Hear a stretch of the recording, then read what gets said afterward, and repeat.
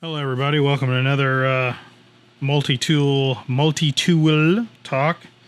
And recently, what inspired this video, I should say, is recently I saw a video by Texas Tool Crib. And it kind of inspired me to kind of add some more information to his video that wasn't quite in his video that I discovered that I thought might be useful. As well, if we tacked it, kind of back to back, kind of close in proximity to one another. And I'll leave a link in the description to his channel so you could watch his original video. But basically, his video was where he found these double-ended bits by Weehaw, and the purpose that he found the bits was to basically so you could carry full-sized three-dimensional bits with a Leatherman. But the Multiforce I have recently discovered is extremely versatile, and that's the topic of this discussion, is the Multiforce again. And I want to add to my previous video that I made, my review of the Multiforce. I want to add a couple of things since I have used this tool pretty regularly, and I have a lot of experience with it now. And I can kind of tell you some more opinions that I have. First of all, with a very easy modification that doesn't take, I mean, anything at all. You take some of these little tiny disc magnets right here, and I believe they are 6mm by 2mm. I will also post a link in the description if you would like to get these. But basically, you take one of these small little disc magnets. Okay, so you see, take one of these little magnets right there. Actually, take two of them. You put one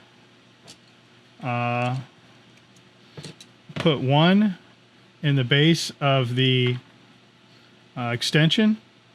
Just throw one down in there.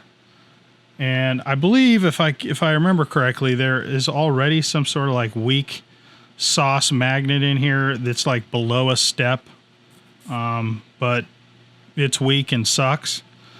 So basically, I just put, one of these little disc magnets right on the back of a regular standard bit, and then I put that bit into the extension, and it stayed there. I didn't have to use any glue. I didn't have to use anything else to get it to stay. It stays no matter what. The only negative to the magnet being in the extension is if you're using standard bits like this, it's a bugger to get enough grip on it to pull it out. You can pull it out, but it's very hard to get out. So, worst case scenario, you have to grab them with your pliers to pull them out. But the good news is they're not coming out regular size. That's a regular size, 1/4 inch bit. Now, these bits that Texas Tool Crib came across, these double-ended bits by Weehaw. Let me show you these things. You see that focusing? Let's see, there we go. These double-ended bits by Weehaw are actually really awesome, and I'm so glad he made that video. I wasn't aware of these bits, and these bits are just awesome. But anyway, here's the extension again, and you drop them into the extension for the Multiforce, and they stay in there awesome. They work perfect. As a matter of fact, they work better than these because you still have something to grab a hold of to get them out nice and easy. But they go in there, and no matter what you do, they will not come out. That's exactly how it's supposed to work. And all the bits work. So let's say here's the original like double-ended bit with the detent that comes with the Multiforce.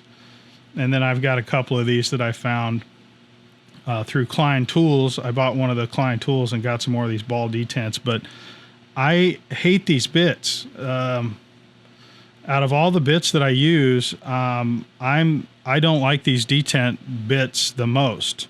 So anyway, they still work as well. You know, you can still put them in here, and the magnet now holds them in place, just like the other bits, and they will not come out. They got a slight bit of wobble, but I don't think any more wobble than it originally had. But they work, and they work fine if you still want to use those. I don't know why you would, but you could. Just saying. And then you've got, oh, I have them in my pocket. Okay, here's some Leatherman bits that I grabbed. These flat buggers here. Let's just grab one off the top, if I can get it out. Anyway, so Leatherman bits. Leatherman bits, Multiforce extension. They go right in, they stay in, and they work awesome. You can, I mean, I cannot believe how good this works. I mean, they stay in there rock solid. They don't come out.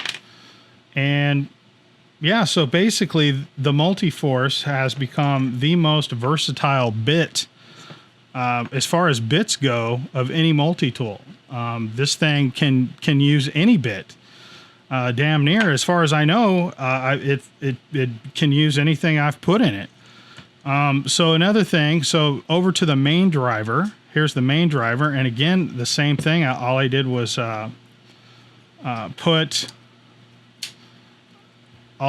put a magnet down there in the bottom in the same way, and it stays. It stays. I don't have to use glue. I don't have to do anything. They just stay. Okay, so let's start off with the double-ended bits again, that Weehaw bits that Texas Tool Crib found. And then, boom, they go in there. They don't come out. They stick in there just in the exact same way. Those work. Double-ended bits with the ball detent. Those work. Again, those work. Leatherman bit inside the main driver. Boom, works awesome. You know, it just, I mean, this thing can do no wrong. It works with anything, with damn near anything. So you can carry Leatherman bits. You can carry these double-ended bits like this. You can. Here's a regular bit. Here's a regular 1/4-inch bit. Boom, goes in there. Now it really holds the 1/4-inch bit like a Mamba Jamba, and again, very difficult to grab a hold of to get it out. That's the only downside to it. But good news is you're not going to lose that bit. That's for sure. But I mean, if you've got working man's hands, you could probably grab a hold of that and pull it out. But like I've said before, I have the hands of a 12-year-old girl, so I have to use that, or it hurts my delicate phalanges. But the point is that this thing can use any bit now, and just with the addition of the magnet. So a couple of things that I wanted to go over real quick, since I have you here and we're talking about the Multiforce, that I want to add to my original review. I still believe that we have a weak link here, and the way the plier head locks up. If you see right here, this is where I would suspect one of these would fail. And this is typical of all lower priced multi-tools. They kind of do this, all of them kind of do this same thing. But right here, this is not attached to the frame. It's just like a piece of a piece of steel that locks up against, oh man, come on. Open the plier back up so you can see. But it locks up against this edge right. Oops, let me get over here. It locks up against this edge right here when you open the plier up. But there's nothing connecting. It's just a piece of steel that butts up here. And with enough force, I think that this could slip up over the top of that ledge. Is it fixable? Yes, it's definitely fixable. If you were to be a talented welder, you could TIG weld these two spots right here together, and then that would fix that issue. Has it been an issue, or do I know of it being an issue? No, but I just been around multi-tools long enough to know that that is a problem area, or could be a problem area. That being said, the other thing negative about the tool for me has been the file. I tried to replace this file with the one on the Leatherman Leatherman Charge, and it did not work. So just a little bit of information for you guys out there that like to mod your tools like I do. This file did not directly exchange with the Leatherman file, which is a much better file. This file here, I would rate this file as at the low end of mediocre. It's barely passable for me. It works. So when I carry this, I'm definitely not carrying this during like server builds. When I have to build a bunch of servers, this is not the tool that I will take with me. As you can see, one night I accidentally got stuck with this tool with a pretty big server build, and I might have used the usefulness of the file up in one night. And I think that's because I'm questioning whether or not this is hardened. I mean, there's a lot of it's shiny. That's one of the things that's kind of, it's shiny through and through. And I'm questioning the hardness of this file is the problem. So if I could figure out a way to fix the file issue for me, this thing would be a lot more useful. I still carry it at work all the time. Just put it in the rotation. I like to carry different things. And, somebody recently mentioned to me that this tool is a little too heavy for true EDC. Now, I wasn't really sure what that meant, because I'm not into the EDC bro part of carrying tools and stuff. I mean, I like EDC stuff like everybody else, and I like to be prepared. That's a whole thing. But the EDC part is not my hobby part. You know what I mean? Like, I don't know if I'm explaining myself correctly. Getting the coolest little in gadget for my EDC is that's not the part of the hobby. My part of the hobby is truly to use the tools. That's truly what I do. And this tool, someone to say that this tool is too heavy when the Gerber NXT is the perfect weight, or right in the right weight for EDC, is just weird for me. The difference is a couple of ounces. If you wear, the secret to carrying more weight on your person is the belt. A lot of people, I don't know how many times I see a guy going, "Oh, I'm uncomfortable. I don't carry a lot of stuff." And I just look at his belt, and he's wearing some strap style belt, those ones that are real popular that have Velcro and you cinch them down. Those suck as far as carrying, weight. I have a belt that is a true gun belt. It's a true gear belt. And I don't notice the difference in the weight of this, the Surge, the SOG. I can carry anything, any multi-tool, and it doesn't mean anything as far as weight goes.